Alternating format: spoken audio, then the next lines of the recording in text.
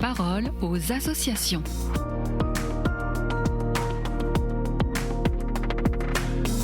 Bienvenue dans La Parole aux associations. Je suis avec Kevin Tanguy, journaliste pour l'aide à l'Église en détresse. Et Kevin, aujourd'hui, vous allez nous parler du Nigeria. Que se passe-t-il dans ce pays ? Depuis plusieurs mois, le Nigeria revient régulièrement dans l'actualité et rarement pour de bonnes nouvelles. À l'aide à l'Église en détresse, nous suivons avec attention la situation des chrétiens dans ce pays immense et éprouvé. Et cette année, lors de notre Nuit des témoins, nous recevions deux intervenants bouleversants. Sœur Christine Joseph, venue d'Inde, et le père Issa, prêtre nigérian. Le père Issa a d'abord témoigné de son propre parcours. Né dans une famille musulmane, rien ne le destinait à devenir prêtre. Et pourtant, au fil de son histoire personnelle, de rencontres et d'appels intérieurs, il a choisi le Christ au risque de susciter l'incompréhension, parfois l'hostilité. Son témoignage, à la fois simple et courageux, a profondément touché ceux qui l'ont entendu. Mais au-delà de son histoire, c'est surtout un cri d'alarme qu'il a lancé. Il a décrit la réalité quotidienne des chrétiens du nord du Nigeria, confrontés à des discriminations persistantes et à des persécutions d'une brutalité extrême. Dans ces régions, les djihadistes continuent d'agir en toute impunité. Ils se déplacent librement en convois de motos et de pick-up lourdement armés. Ils pillent le bétail, saccagent les terres agricoles, incendient les commerces et attaquent brutalement des villages entiers. Ils tuent, mutilent, violent, enlèvent des hommes, des femmes et des enfants pour obtenir des rançons. Ces violences provoquent l'exode de milliers de familles, laissant derrière elles des villages vidés de leurs habitants et des fosses communes.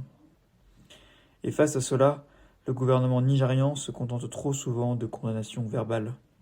Après chaque massacre, les autorités publient un communiqué promettant d'agir, mais sans qu'aucune mesure décisive ne soit prise. Le témoignage du père Issa a pris une autre tournure face à l'actualité. Nous étions avec lui lorsque nous avons appris, en direct, l'enlèvement du père Bobo Pascal, un prêtre de son diocèse de Kaduna. Le même jour, le frère d'un autre prêtre était assassiné. Et avant même que le père Issa ne soit rentré chez lui, de nouvelles attaques frappaient le pays.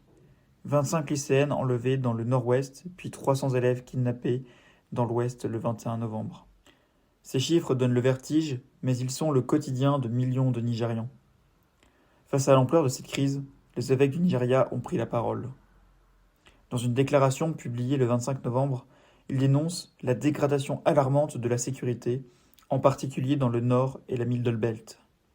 Ils condamnent les atrocités commises par les groupes armés qui tuent, déplacent des familles entières et rendent des régions entières inhabitables. Ils appellent le gouvernement à assumer enfin son devoir, protéger la vie, mettre fin à l'impunité et garantir la justice. Comment les chrétiens du Nigeria gardent-ils l'espérance ? Le père Issa nous le rappelait avec force. Au grand séminaire du Bon Pasteur, ils étaient 250 séminaristes l'an dernier, ils sont 280 cette année. Il y aurait pu en avoir davantage si les logements n'avaient pas manqué. Quelle leçon pour nous ? Au cœur même de la persécution, les vocations jaillissent. Nous, chrétiens du nord du Nigeria, malgré les tortures, les pertes, les discriminations, notre espérance en Dieu est éternelle, nous a confié le père Issa lors de la Nuit des témoins.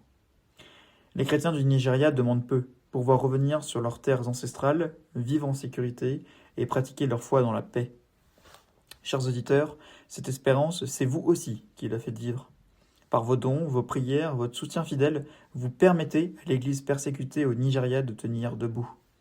Merci du fond du cœur pour cette fraternité qui traverse les continents. Merci Kevin pour ce partage. Je rappelle qu'on peut avoir plus d'informations via le site internet aed-france.org.